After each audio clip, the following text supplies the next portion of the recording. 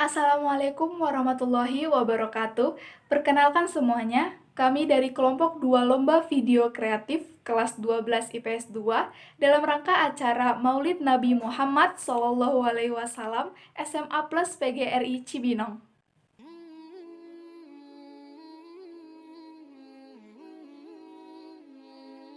Kisah Isra Miraj.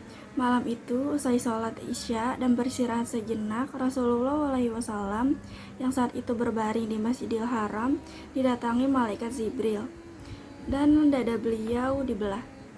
Lalu hatiku dikeluarkan dan dicuci dengan air zam-zam, kemudian dikembalikan ke tempatnya dan memenuhinya dengan iman dan hikmah. Sabda beliau dalam riwayat Imam Bukhari dari Malik bin Sa'ah.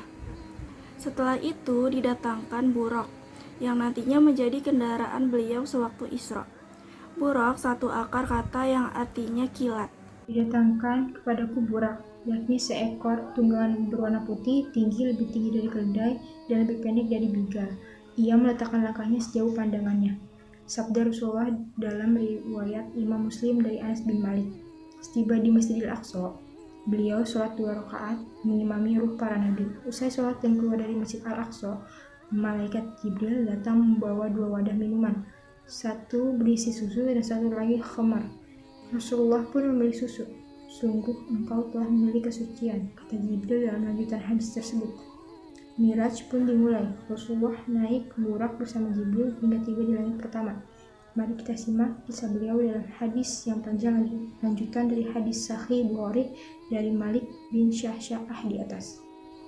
Lalu aku dibawa di atas punggung burak dan Jibril pun berangkat bersamaku hingga aku sampai ke langit dunia. Lalu dia meminta dibukakan pintu langit hingga Rasulullah melewat pintu-pintu langit yang dihuni oleh arwah para nabi. Di langit ketujuh Rasulullah bertemu dengan Nabi Ibrahim. Rasulullah bertemu dengan Nabi Ibrahim alaihissalam yang sedang menyadarkan punggungnya di Baitul Maqmur, di mana tempat di setiap harinya dimasuki oleh 70.000 malaikat dari mereka dan mereka tidak kembali lagi sesudahnya. Kemudian, buruk tersebut pergi bersamaku ke Sidratul Muntaha yang lebar daun-daunnya seperti telinga gajah dan besar buah-buahnya seperti tempayan. Tak kala perintah Allah memenuhi Sidratul Muntaha berubah dan tidak ada seorang pun dari makhluk Allah yang bisa menjelaskan sifat-sifat Sidratul Muntaha karena keindahannya. Maka Allah memberiku wahyu dan mewajibkan kepadaku sholat 50 kali dalam sehari semalam. Setelah mendapat tugas sholat 50 kali dalam sehari, Rasulullah turun dan bertemu dengan Nabi Musa. Apa yang diwajibkan Rabbmu terhadap umatmu?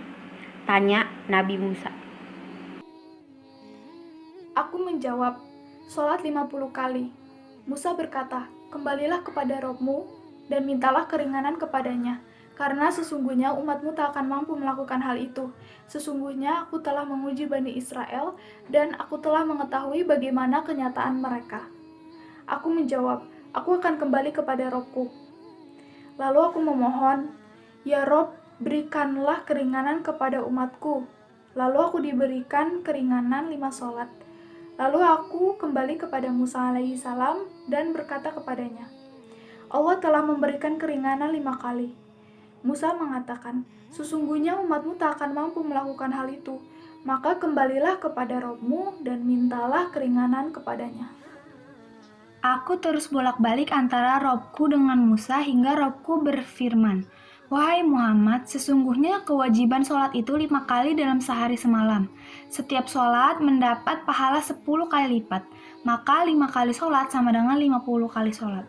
Barang siapa berniat melakukan satu kebaikan yang dia tidak melaksanakannya, maka dicatat untuknya satu kebaikan. Dan jika ia melaksanakannya, maka dicatat untuknya 10 kebaikan. Barang siapa berniat melakukan satu kejelekan namun dia tidak melaksanakannya, maka kejelekan tersebut tidak dicatat sama sekali. Dan jika ia melakukannya, maka dicatat sebagai satu kejelekan.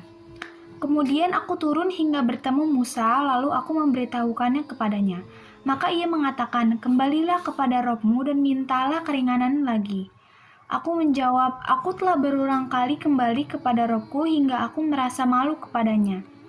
Perjalanan Isra Mi'raj ini mungkin tidak terpikir oleh logika dan nalar manusia biasa, tetapi sebagai umat Islam wajib mengimani dan meyakini akan kebenaran perjalanan itu, sebab telah disebutkan di dalam Al-Quran dan sejumlah hadis-hadis sahih.